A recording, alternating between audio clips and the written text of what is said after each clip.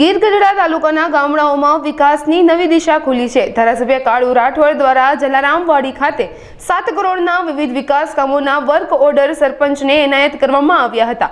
ગીર ગઢડા તાલુકામાં તાલુકા પંચાયત કચેરી ગીર ગઢડા તાલુકા વિકાસ અધિકારી દ્વારા આયોજન કરવામાં આવ્યું હતું। તેમજ તેમાં ધારાસભ્ય કાળુ રાઠોડ દ્વારા સરપંચોને વિકાસ કરવા ભાર મૂકવામાં આવ્યો હતો। ધારાસભ્ય કાળુ રાઠોડના વિકાસ કરવાના થનગનાટથી સરપંચો, આગેવાનો અને ગીર ગઢડા તાલુકાના લોકો ઉત્સાહિત થઈ અને જલારામવાડીનો હોલ તાળીઓથી ગુંજી ઉઠ્યો હતો। જે ગામમાંથી પધારેલા હોય તેવા બધી ગામના આગેવાનો, કાર્યકર્તાઓ, દોસ્તો અને મિત્રો ઘણા લાંબા સમયથી આમ તો અહીંયા ગઢડા મુકામે મીટિંગ રાખવી, ઘણા પ્રશ્નો ઉપસ્થિત થતા હતા। કામની બાબતમાં, વહીવટી બાબતમાં ઘણી મુશ્કેલીઓ હોવા સાથે અવારનવાર બાપા રૂપાલા નરેન્દ્ર મુખ્યમંત્રી જિલ્લાના સભ્યશ્રીઓ સાથે ચર્ચા કરી અને આવું એક આયોજન કરવું જોઈએ જેથી કરીને કામોને બાબતમાં ગતિ આવે અને એના ભાગરૂપે આપણે ભેગા થયા। અહીંયા જે વાત કરી પ્રમાણે 55 ગામના એકી સાથે વર્ગ દેવાના હોય તો 271 ગામ, 55 ગામ અને અંદાજે 7 કરોડ રકમ, આ લગભગ આ પ્રકારનો પ્રોગ્રામ કોઈ ફાયદો છે નહીં, અમે કાંઈ જોયો નથી।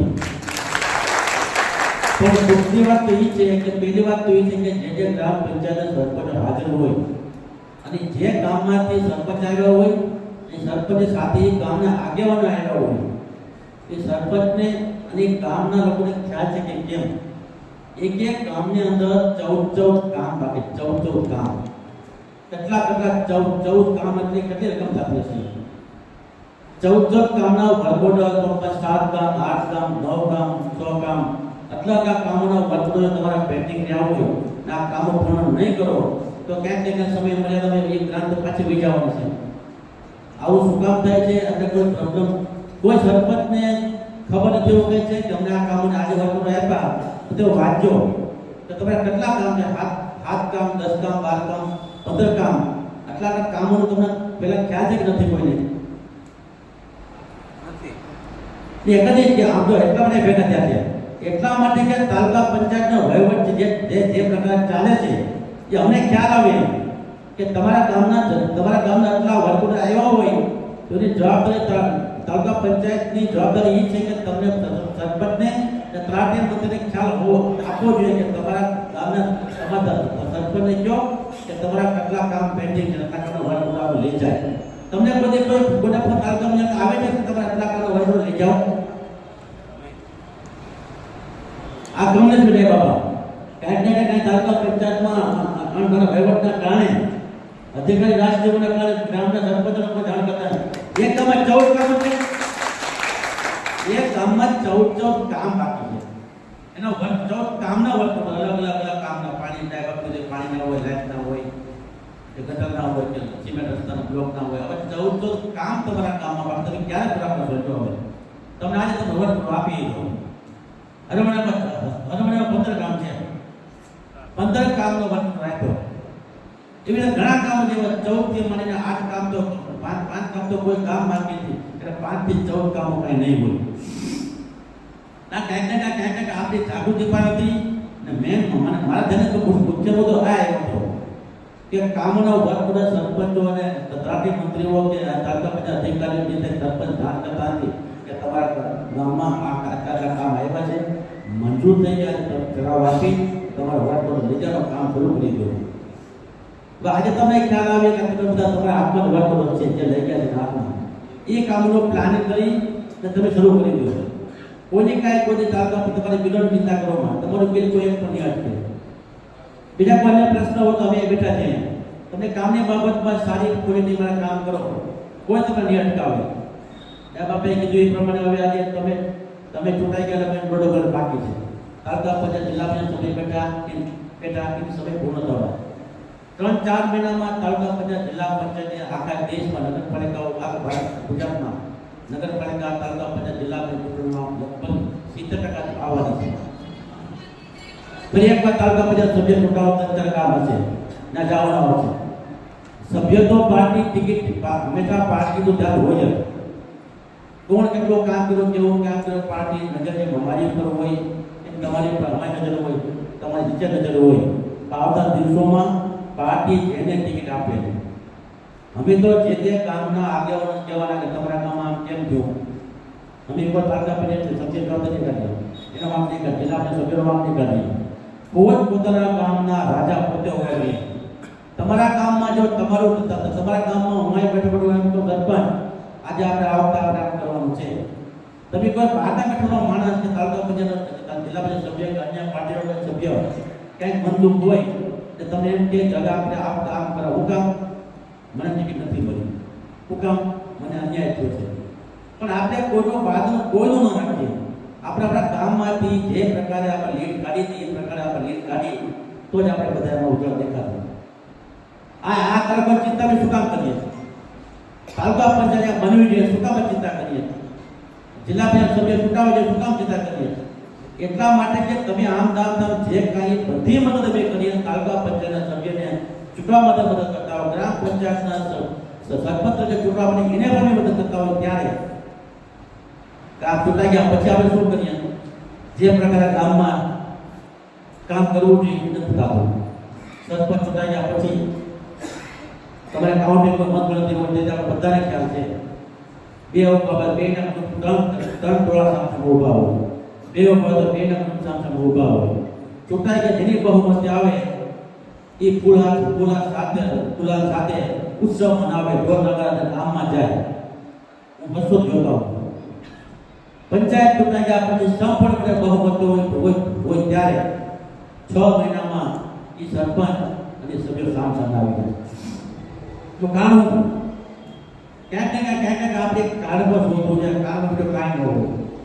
કામ હવે સરપંચ મને પૂછતો નથી, કામમાં પણ જાણ કરતો નથી, આગેવાનોને પૂછતા નથી, પોતાની રીતે કામ કરે છે.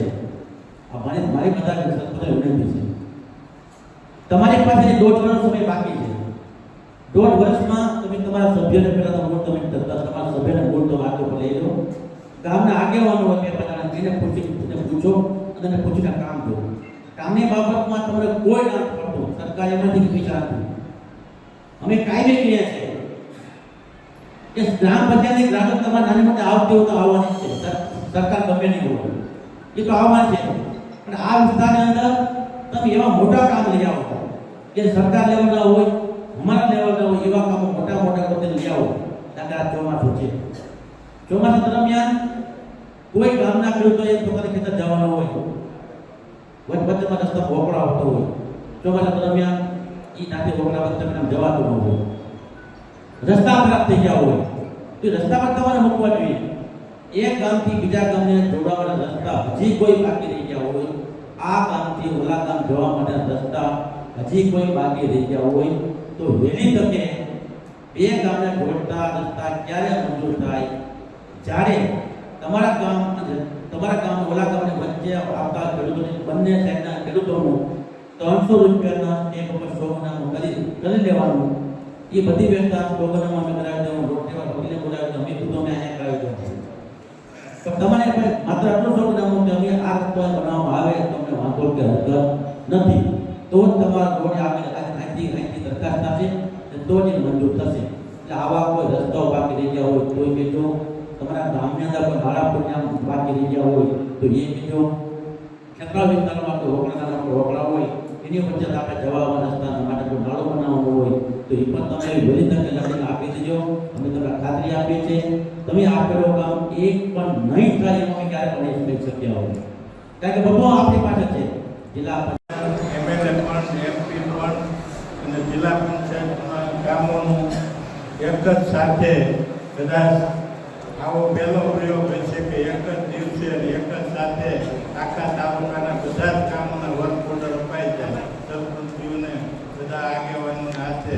એવા આજના આપણા કાર્યક્રમમાં પધારેલા આપણા માનનીય ધારાસભ્ય શ્રી કાળુભાઈ રાઠોડ, તાલુકા પંચાયતના પ્રમુખ ભગવતીબેન, તેમજ આપણા ભાજપના પ્રમુખ ધર્મેન્દ્રભાઈ રાઠોડ, બધા સ્ટેજ ઉપર બેઠેલા બધા આગેવાનો અને આમે બેઠેલા બધા સરપંચીઓ, કાર્યકર્તાઓ, વડીલો અને યુવાન મિત્રો અને બહેનો, આપણે જોયું તો કાળુભાઈ સતત આપણા તાલુકાની ચિંતા કરે, ઉના કરતાં ગઢડાની વધારે ચિંતા કરે કે ભાઈ ગઢડામાં કાંઈ ઘટવું ન જોઈએ, પણ આપણી ફરજ આપણે પૂરી બજાવવી પડે.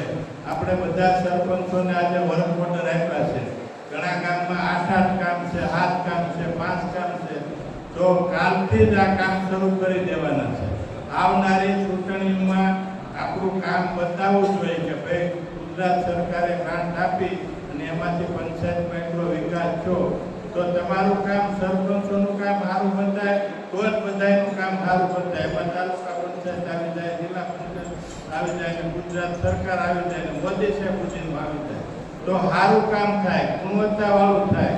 અને આપણે જોઈએ છીએ કે હવે સરકાર પૂરા પૈસા ફાળવે છે કે બેમાં પૈસા ઘટે ને પછી તો બધા નીકળ્યા બ્લોક જ માગે. નીકળ્યા બ્લોક તો કેટલાક નાખવો પડશે. એટલે બીજા કામ ઘણા બધા હોય ગામમાં દેખાય એવા સાર્વજનિક કામ, રોડ, રસ્તા, ગટરો, પાણી ક્યાંય ન નીકળે ખાસ એમાં આપણા ધારાસભ્ય તો એ જો ક્યાંક આપણે ગયા હોય અને પાણી નીકળતું ભાળી ગયા હોય તો એને ઘેરે જઈને કહ્યા હોય તું તારે ખાડો ન હોય તો હું કાલ માણસો મોકલું, ખાડો કરી જાય, પણ સ્વચ્છ ખાડો કરીને બહાર પાણી ન નીકળવું. એટલે ગામની સ્વચ્છતા પણ રાખવી જોઈએ.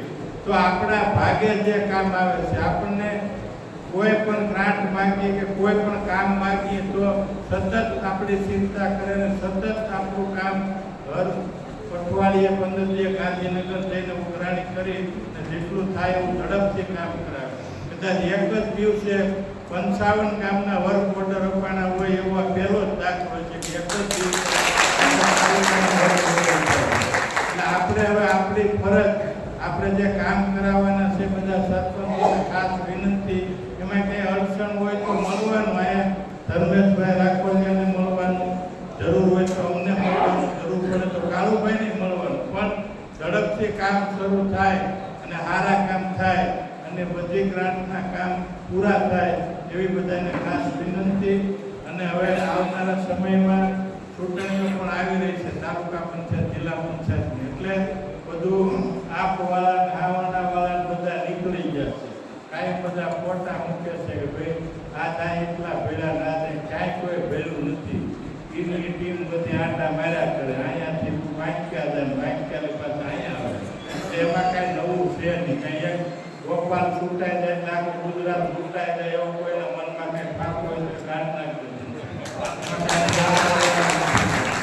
એવું કાંઈ ખાલી મીડિયામાં મૂકી દઈને ગમે એમ બોલીએ ને ગમે એવું બોલીએ તો એમાં કાંઈ એવું નહીં કે આપણે હારા લાગે. બોલતા બધાને આવડતું હોય. આગળ કાળુભાઈ બોલે તો આગળ દારૂ તો ભૂલી જાય. જોવું જોઈએ ને ક્યાં કેમ બોલવું જોઈએ. પણ આ તો ભાઈ નીકળું પહેલા જ કરવું, મોદી સાહેબને બોલવું ને અમિત શાહને બોલવું ને જેપી નડ્ડાને બોલવું. આપણી કક્ષા આપણી હોય, ગ્રામ પંચાયતના સભ્યોને આપણે વડાપ્રધાનનો વાંક કાઢીએ કે આ મોદીનું નામું નહીં આપે, એનું નહીં હાલે, પણ તું તો આ સર્ટી જેનું નાખો એવું નહીં, મોદીને મારવું હોય ત્યાં હાલે.